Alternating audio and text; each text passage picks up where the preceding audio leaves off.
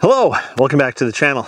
You may not be aware of this, but there's been a big talk on the social medias, and I actually just went and looked it up myself. But apparently the USDA, the government, turned around and rezoned a lot of different growing zones. And it's mostly people who were right on the fringe. So I looked mine up and I've gone from an 8A to an 8B. Go 10 miles up the road and you're an 8A again. I don't know what to tell you. If my understanding is correct, it's something like a 10-year average, and then they correlate all the data and they smush it all together and they massage it and then they come out with the new map, and there you go. And if I'm correct, it looks like Laura over at Garden Answer, she's gone from a 6B, I think, to a 7A. Where I used to live in New York, that's gone from a 7A to 7B, although we always called it a 7 weird, because it was sort of an A-B. It was just like on that fringe. It was really weird, and it really depended upon which way the wind blew any given year. And I think that's the way it is going to be for most of us, because again, I'm just on that sort of A-B fringe. 10 miles up the road is allegedly A now. I'm B now. I used to be A. Who knows? All that being said, this week I planted up all of my Spanish Roja, I believe. I hope. I know I have a couple more bags of garlic in the house. I'm just not sure if one of them is Spanish Roja or not. If it is, I'm gonna have a lot of Spanish Roja garlic. But some of my garlic is already coming up, which is fun. The stuff that I planted a few weeks ago with you guys.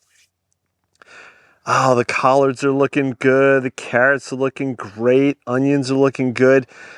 So what else? Oh, I cleaned out more of my in-ground bed. Probably going to start putting down the black weed fabric. I'm going to move it from in between my beds over here, cover up the ground over here. And the reason I do that is just basically to help suppress and keep down the weeds, because we can have mild winters. So weeds will grow down here in growing zone 8B now. So I'll cover the ground probably in the next couple of weeks with the black weed fabric. Now, I had wood chips down over there, but I'm not sure what I'm going to be doing in the future.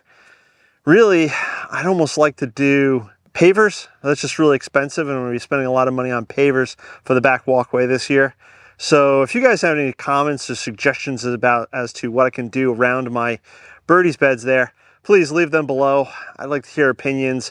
What do you do? I think somebody mentioned earlier in the year that they use wood chips like the horse bedding shavings, the wood shavings.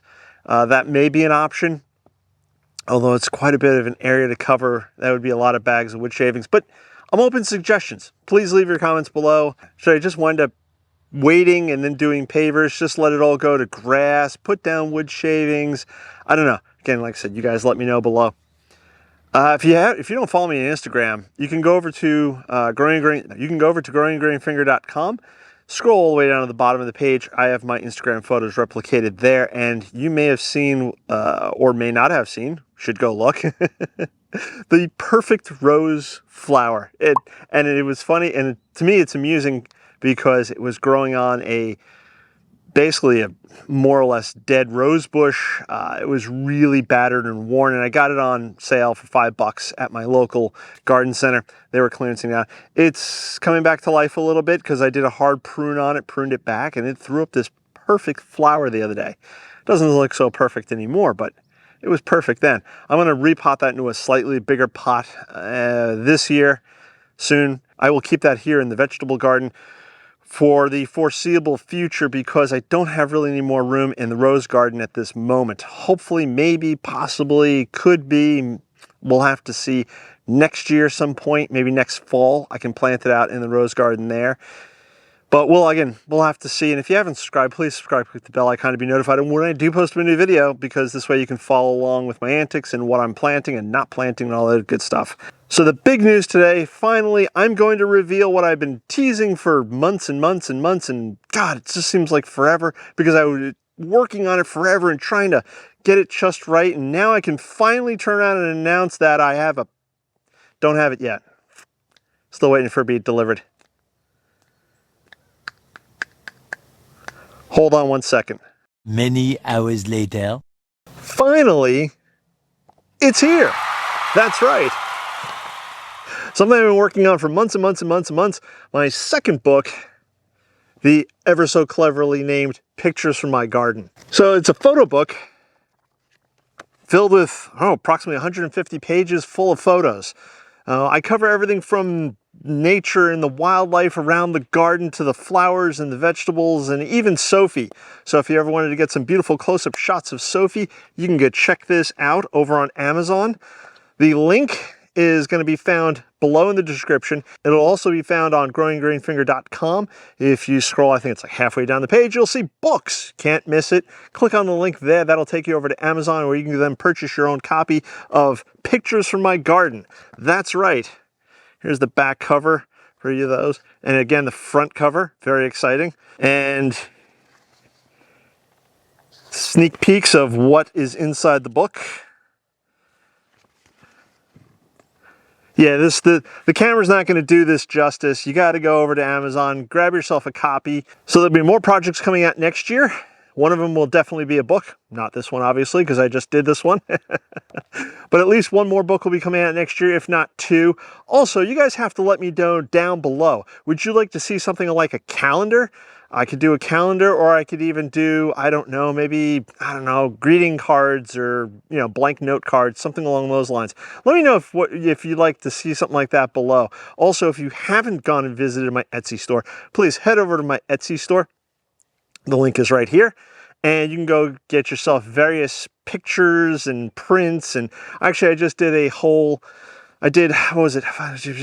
I can count. Actually, I just did six Victory Garden poster prints, kind of. Well, they're not posters because they're small. They're 8.5 by 11, but you get the point.